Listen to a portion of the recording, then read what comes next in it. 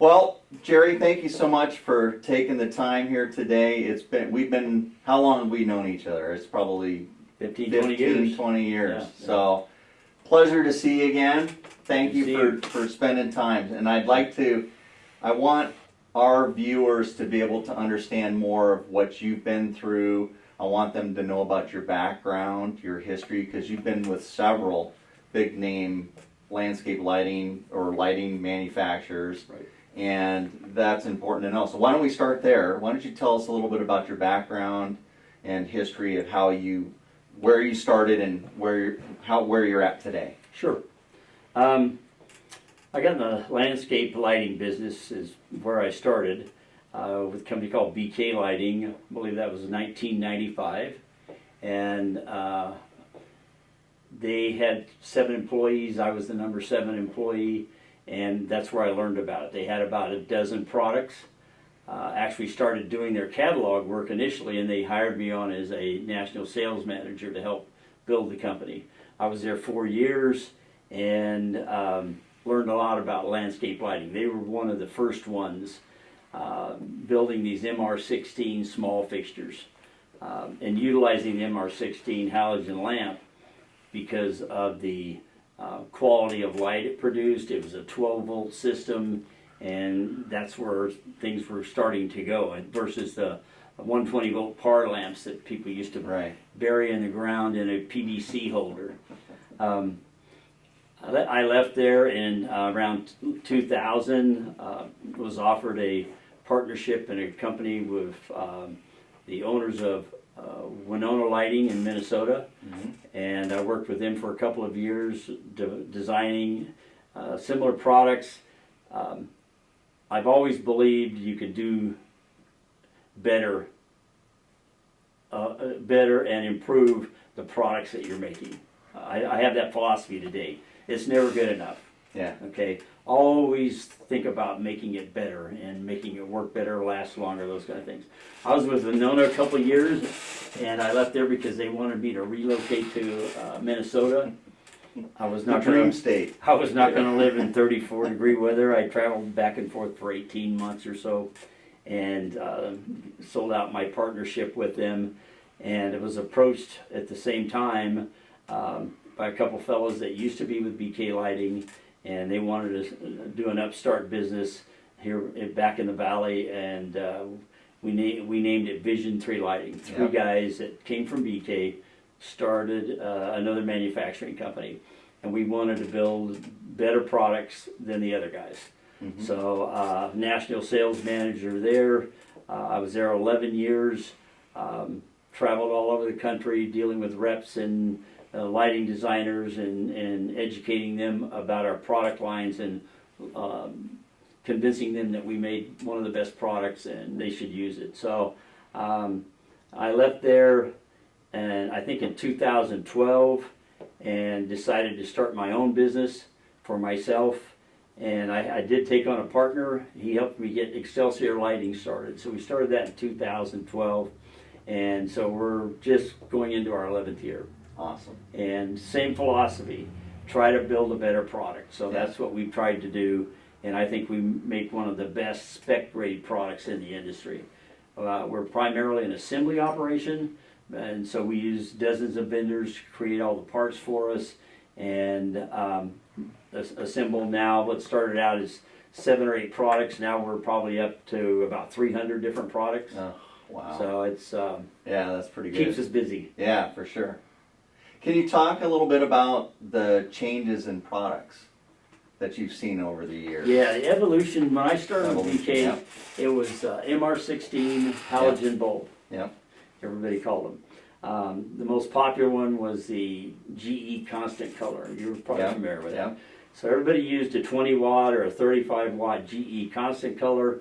It was a 12 volt lamp that you had to be careful not to get under 11.5 volts for your voltage drop, and you had to be real specific in your runs, your wire runs, and how many lamps and how much load you could put on there. And so it was a great product, and they wanted the constant color, so they get exactly that, the same color across their projects, color of light, same Kelvin across their projects.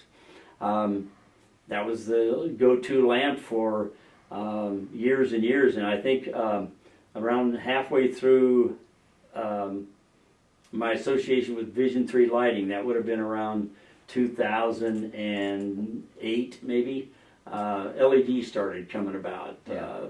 Chinese manufacturers were making these LEDs. They weren't efficient, they were problematic, there was electronics versus a halogen filament. So because they were problematic, it was slow to come into use, but it started then and it grew. Mm-hmm. It's been a challenge say it for what the last 10 years, 12 years, these LEDs have been out there. It's been a challenge because everybody wants to manufacture these LED MR16s, and you have to deal with them in a sealed fixture. And so you got to keep the water out of those. And they're a halogen bulb would work even sometimes you got water in the fixture. Yeah. An LED lamp initially was very sensitive because it's electronics. Sure. Okay, so the condensation would ruin the electronics. So it was very problematic. They went through a stage probably of about 5 years where the installers and the designers had to figure out how to use these LEDs, and then you had a dozen companies come into play making these things. So since then, in the last 5-6 years, you've got some high quality LED lamps that are out there in all types of formats, all different wattages, all different beam spreads, and so that now has become more of a problem. And the reason it's more of a problem is we used to have 2 or 3 wattages on a halogen, and we would have 2 or 3 beam spreads that everybody used. Now you have 7 or 8 wattages, and you have to convert those wattages into lumens because it's not a simple wattage. People say, I need a 20-watt bulb. It doesn't happen anymore. I need so many lumens to produce. And so you have all this large lumen range. You have more beam patterns available. So as a manufacturer, we have to source, and even as the designer, has to find out and decide of these 20 different options that I have, what am I going to use? Right. And it's been a big learning curve.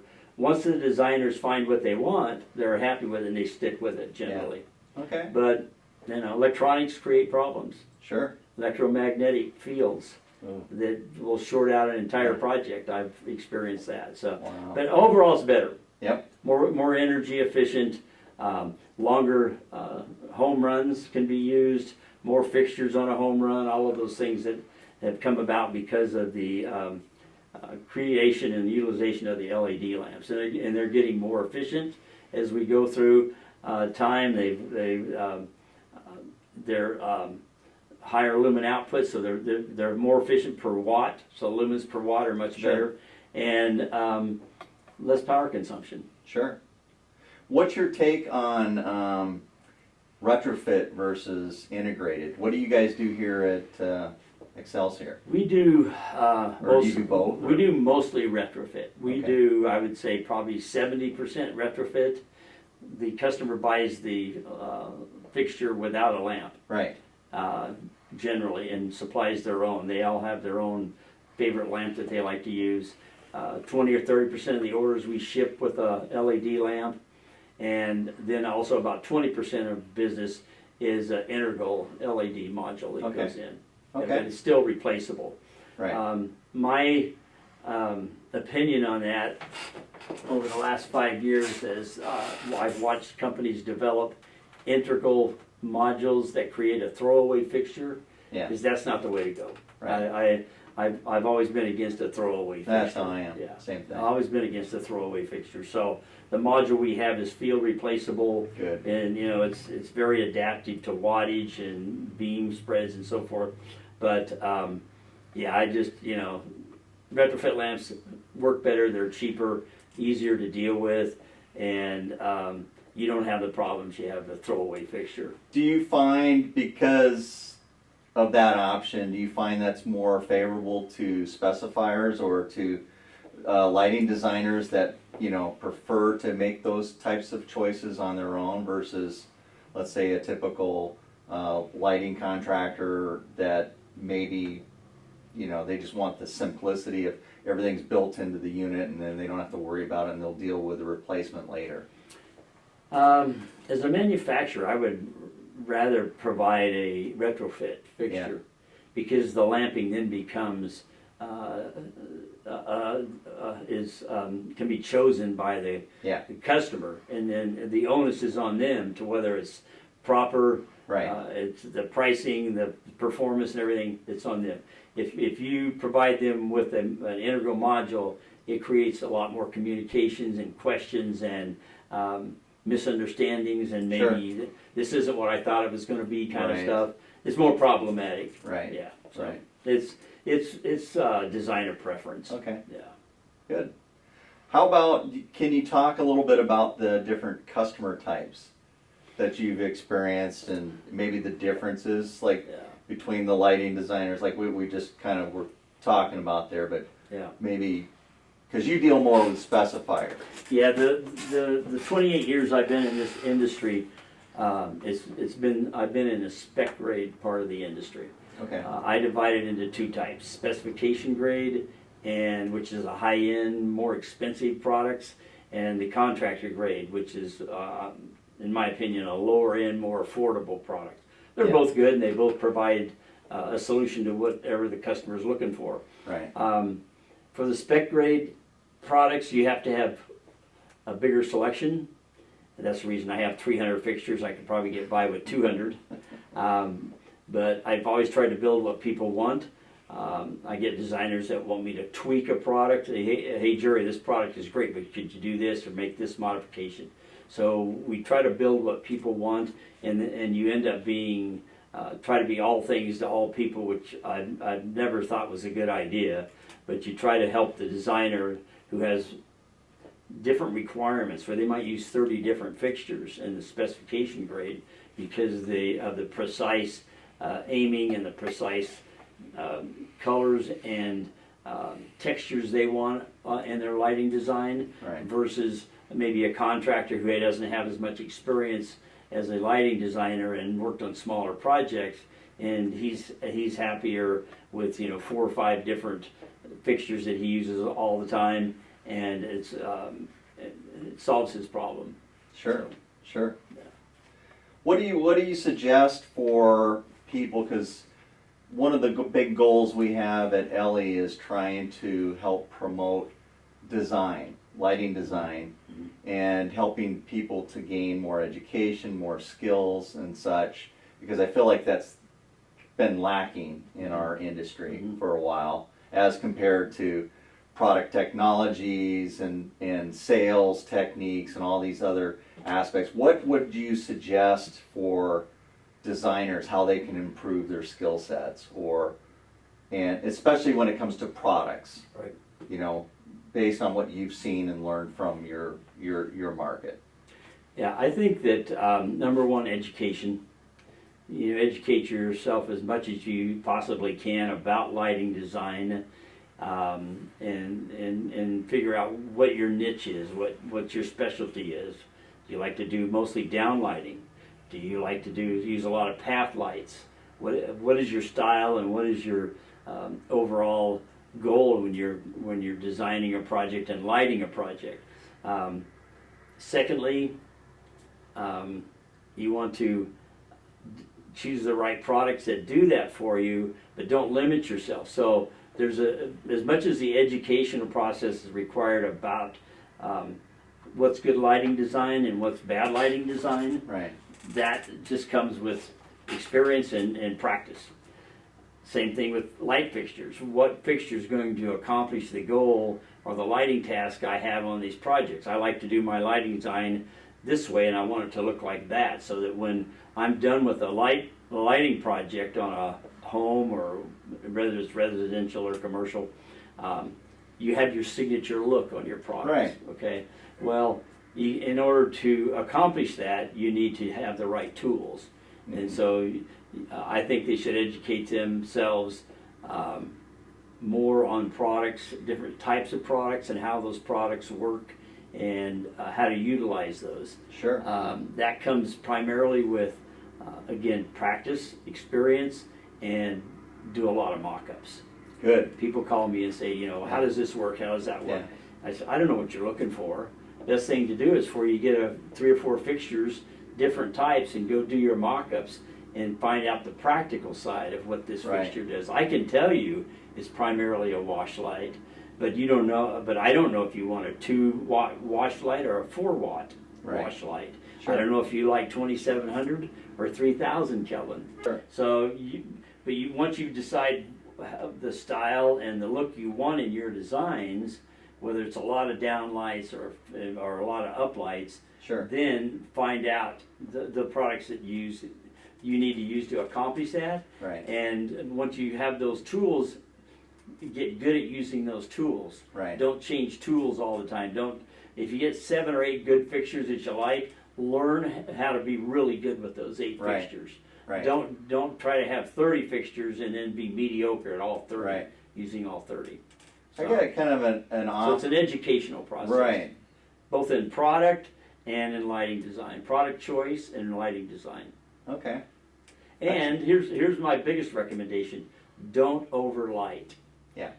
Don't use 7-watt as just say, hey, I got a big tree, I need lots of light, so I'm going to use a 7-watt or a 600 lumen lamp. Right. Maybe use 4 5-watt 450 lumen lamps and try to accomplish.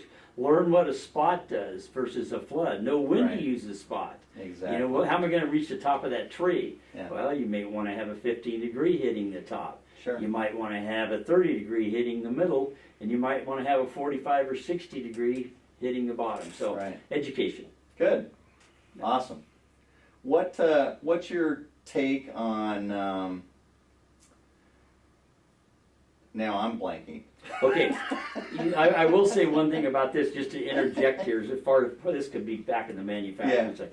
One of the practices that I started probably halfway into this lighting career of mine is I use everything I make. So every fixture that I've ever designed or been involved with, manufacturing, I take it home, I put it in my yard, I test it, and test it, and test it, and look and see how this thing could be used. I think it's important. People call me up and say, Jerry, how do I use this fixture? I can talk to them about that. Or I have a problem with this fixture. I can talk to them about that. Right. Because I use the products. I Sure. think that's probably unusual in this day and age that many lighting guys, especially in the spec grade high-end business, where all the light fixtures are $300. I don't know how many of those lighting salesmen have a yard full of those fixtures and they know what they do. Right. That's been been my philosophy. Yeah. Use what you sell. Sure. Now, how about if somebody's a lighting designer or that's their sole function? Let's say they have a company, they're more of a consultant or a designer. How can they best work with the contractor? Good question. To back up a little bit, I have defined the customers that I have worked with over the last many years is primarily design build, and I like working with design build people. They design their own projects. They either install them or oversee the installation, and then they're out there doing their own aiming. Mm-hmm. They are hands-on. They know what they're doing, and they talk the language, and they're intelligent about what they do. And there's not a lot of trial and error. They understand how products work and how and when to use them. The other group of customers that we've had over the years are contractors. Okay, and a lot of times in the industry I'm in, we have to sell through the trade depending on who's specifying the job and how it's going to be purchased. It's not as simple as Joe's lighting design is going to call you, Jerry, and he wants 27 fixtures. Yeah. You got to go through the distribution system because however the job is set up, specified, who's buying the job, that sort of thing. It comes to the bottom line that some contractor is going to be installing the project. Yeah. So whether he gets educated by contacting us and buying from us, or he gets educated from the lighting designer who's on the job site saying, no, I don't want them installed that way, I want them installed this way, and then I'll do all the aiming. Typically, Right. the lighting designer participates in the aiming. That's the Okay. key. Good. And written plans. I mean, Yeah. design plans. That's Yeah. important. I agree. Have, Yep. have a set of plans. Well, and then you've got future records, you know, there's a Yes. lot of positives to it. I know Yeah. there's a lot of people don't appreciate doing designs and don't think it's that important. They Right. feel like, well, I design, I sell through my mind, I Right, can right. do it on the job, and that's all great, but Yes. if you don't have the records for future implementations, then Yes. that can be a challenge. How are you gonna remember Right. 1,000 jobs, 2,000, whatever it is, Yes, right? exactly. So, Do you generally provide that with the set of plans to the customer, keeps them on file?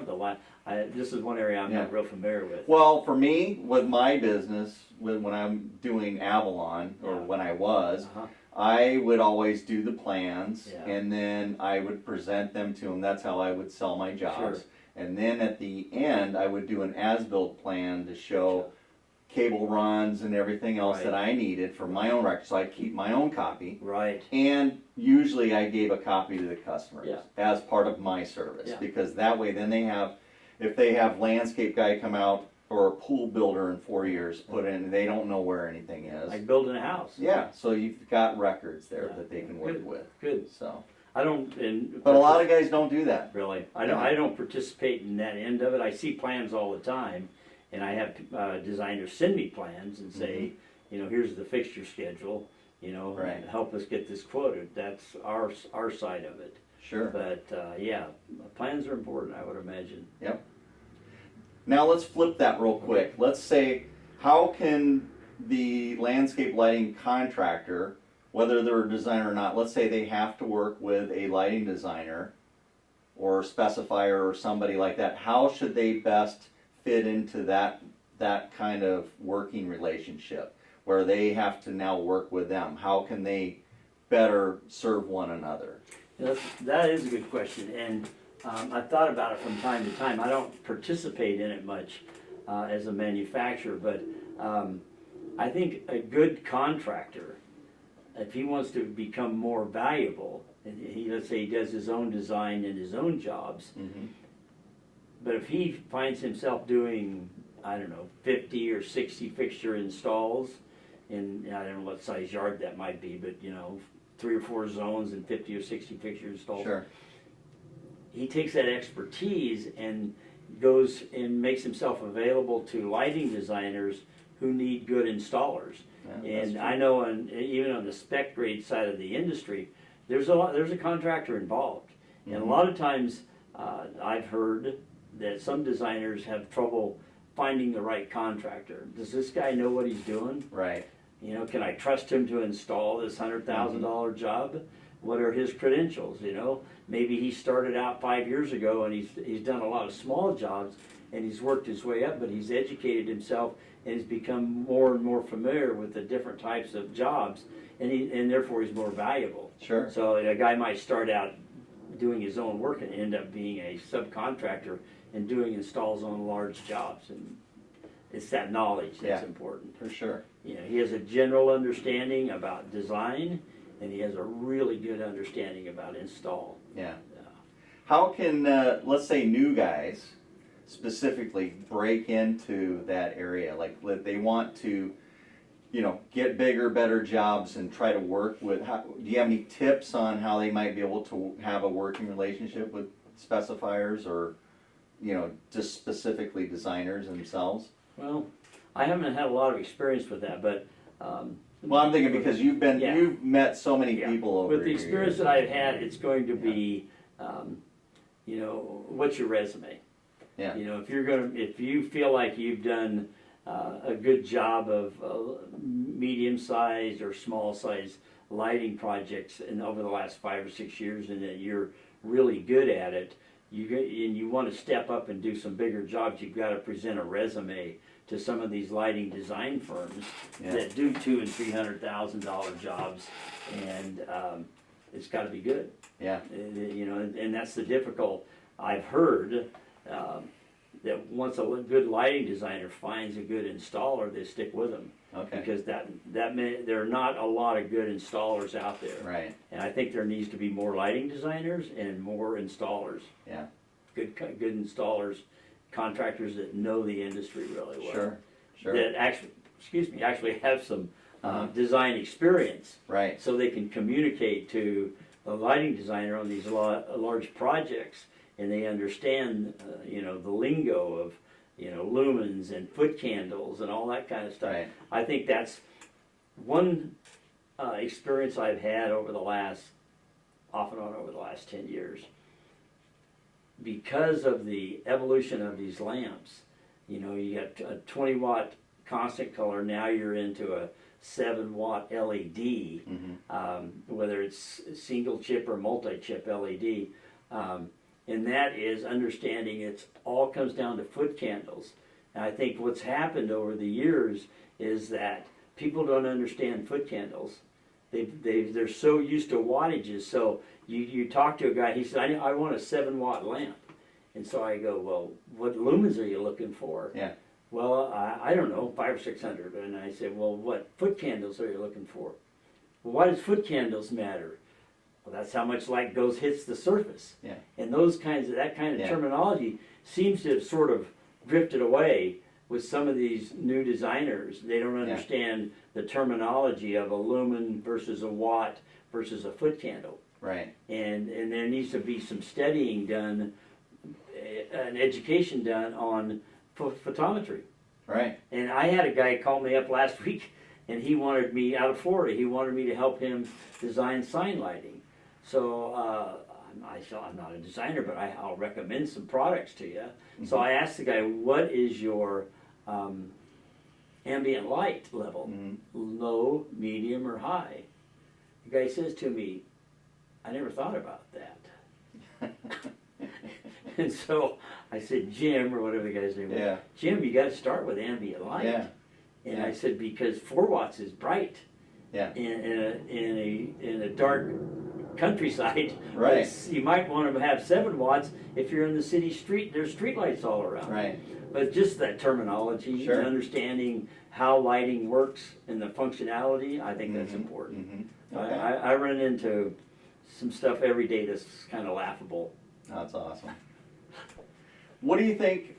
Where's the future headed for us? Now, and again, I guess you could look at this 2 different ways. One could be for where do you see? All right, how about this? Manufacturing right now, lighting manufacturers. There's quite a few more now than there ever has been. Right. So if we're oversaturated, where do you see the future from your perspective? And then maybe also, what's the perspective that the contractor can be faced with or consider for the future? Well, to me, there's 2 types of jobs. There's a high-end residential and medium residential. Right. So depending on what market you're in, the high-end residential, I think, is always going to be there. There's always going to be people with money that want a high-quality product. Yep. And a high-quality install on their $20 million home. So that demand is always going to be there. There need to be people that can step up and manage and handle those types of projects so that those customers are happy and that industry continues to flourish. I think on the contractor end, there needs to be more educated. I think I don't deal a lot with it, but I deal with some really good contractors that do big jobs. Yeah. And also I deal with contractors that do smaller jobs. And I think no matter what, you've got to stick with quality and have knowledge. Educate yourself. Don't go out and say, I know how to do this if you don't. Don't oversell yourself. Right. Better to undersell yourself and say, let me do the job and see what you think. And don't overprice it and don't gouge people. I mean, in the industry that I've been, I've seen a $75 light fixture end up being purchased for $350, $450 because there were too many people in the chain and everybody wanted to get their slice of the pie. And as a manufacturer, it was a little disappointing to find out my $80 light fixture was being installed for $500. Yeah. So that's, Yeah. it's just, it's gotta be, there needs to be integrity, and I'm not saying people don't have it. If you No, wanna but be it's successful, it's changing. if you wanna a be lot. successful, be sure and over deliver and undersell, Yeah. Mm-hmm. and also have integrity in your job. And number one is stand behind your work. What we've done here with the way I've changed my products and improved my products over the years as I've learned to be a manufacturer in this industry is I have a product that I think is better than other people, and I offer a 10-year warranty Mm-hmm. on an aluminum fixture. I think Okay. I'm one of the few, if not the only, Yeah. manufacturer that offers that 10-year warranty. So Okay. it's just a matter of go that extra step Yeah. to build that much of a better product, and Yep. you won't have trouble selling it. There you go. So I hope it continues to grow. Yeah. I have concerns about the overall economy and Yeah. the price of houses and people being able to afford them, and that's going to affect a lot. I know our smaller orders for medium-sized installs has slowed down. The large projects has continued to stabilize, and we're continuing to get those jobs, but we have seen a slowing in some of the smaller orders, and I think this has to do with the economy. So Yeah. Okay. I think it's going to be competitive based on those issues. Sure. Yeah. Okay. Any final thoughts or tips or words of wisdom that you can offer our guys for, their growth and their education in the future? I know you've talked a lot about this already, but Yeah. any final thoughts? I just say, you know what? Learn all you can. Mhm. Have integrity in your business. Be smarter than the other guy, and never be the slowest guy on the block. Right. Be the one that stands out, and you'll be successful. Okay. If you're going to be the average Joe and you're going to do average work, expect to make average money and Right. have average success. Exactly. Yeah. Just keep at it. Okay. You know what? I do have one last question. What's your take? Because there's a lot of guys that like to buy products and mix and match. Buy an uplight here, buy a downlight over at another company, buy a path light. See what I'm saying? So they're mixing it. How does that impact, let's say, you as a manufacturer versus somebody being very committed and focused on you and building that symbiotic relationship? Everybody has their own way of specifying and installing and creating their projects. I know that you can't be all things to all people. Okay. I try to offer as many choices as I can that are reasonably priced and affordable and create value, but I can't be all things to all people. And I get guys that call up and say they want a special fixture and they only want 3. I can't Right. help them. Yeah. I can't help them. So Yeah. I don't have any problem with that. Okay. Yeah, I think there's. No, I just didn't know, Yeah, from your take. Yeah, there's all kinds of lighting tools out there, and what I say is, hey, find what you like, and use it, and buy it from wherever you have to get it. All right. Yeah. Very good. Well, thank you again. It's Okay. been a pleasure. I'm glad I've met you years ago. Yeah. I think it was AOLP conference or someplace. Right. And, it's been fun to see these transitions, Yeah. and I look forward to where the future takes us. Yeah, I've been here 28 years, so I'm figuring a couple more. There you go. Awesome. Thank you, sir. All right. Appreciate it. You bet.